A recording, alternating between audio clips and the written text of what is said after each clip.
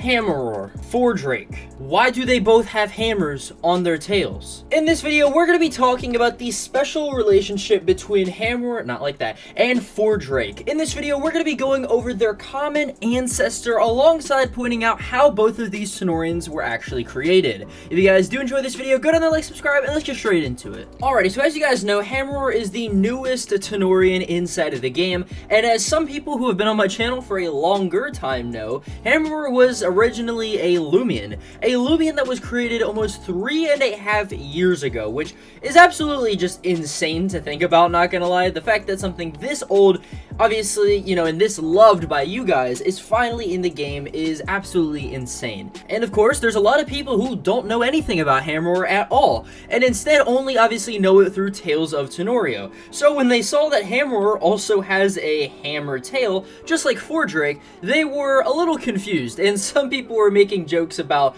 how no matter what, LuckyHD designs always have a hammer on the tail, which that's not true. It's only 2 designs. So let's go over obviously why this has happened and the actual in-universe explanation as to why both of them have hammer tails in the game. So to start out, we first have to understand Fordrake. Fordrake obviously is an amalgamation of a lot of different things. Fordrake at the time, you know, I was watching Chainsaw Man, alright, and I really like the character design for Chainsaw Man. It's a really cool character design. I've always loved the trope of having swords built into the hands or the arms or, you know, the shoulder or the elbows or whatever, right? It's one of the reasons why my favorite Pokemon is Mega Gallade, okay? I absolutely love that trope. And ironically, too, I think that's also the reason why Empoleon is also my favorite starter. Like, again, it's such a cool thing. So obviously, I really wanted to include that with Fordrake. And I was going through, and I knew that I wanted to make Fordrake, well, a forge, you know, something that would actually craft its own weapons and stuff like that and melt all this metal onto itself.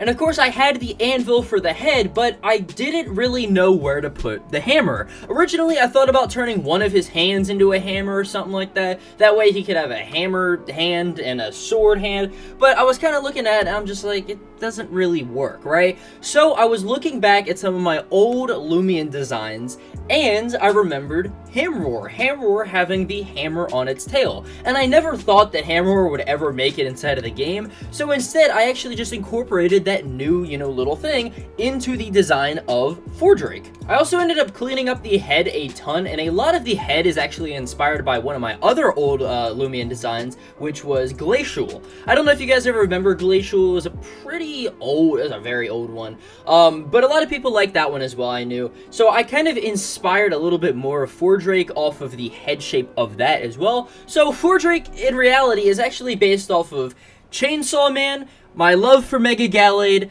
Hammeror slightly, Glacial slightly, a Forge, a Drake, not the rapper, dear God, and all offshooted from the idea of a snail. And I think that's what makes Fordrake such a great design. I think, you know, all of this stuff amalgamated into one design, it makes it great, alright? But now, obviously, let's talk about the main point of the video, and that is going to be the hammer on its tail. And I've actually decided to canonize this in the little official lore between Fordrake and Hammeror. Basically, if you were to look back thousands and thousands and thousands of years ago in the Tanorio lore, or the Tanorio history, right? Basically, the lore is that they both actually came from the same common ancestor. Now, granted, obviously, due to Divergent evolution and stuff like that, you know, it would be a pretty old common ancestor, but they still evolved, basically, from one Tanorian, just 2 separate paths. And the personalities as well are also different. If you look at Hammeror, Hammeror is a lot more calmer in its idol. It's a lot more cold and calculated versus Fordrake, who is very rash and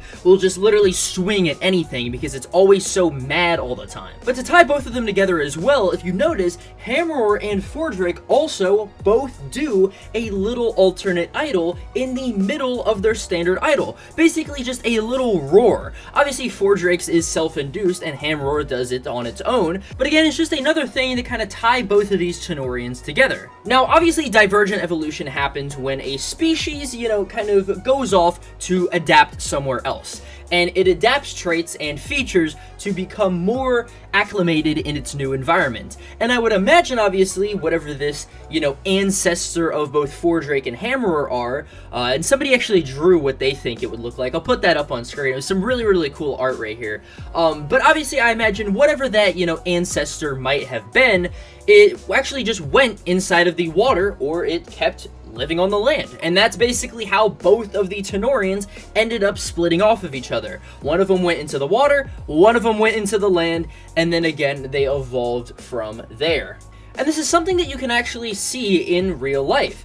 The whale's closest quote-unquote cousin is actually a hippo.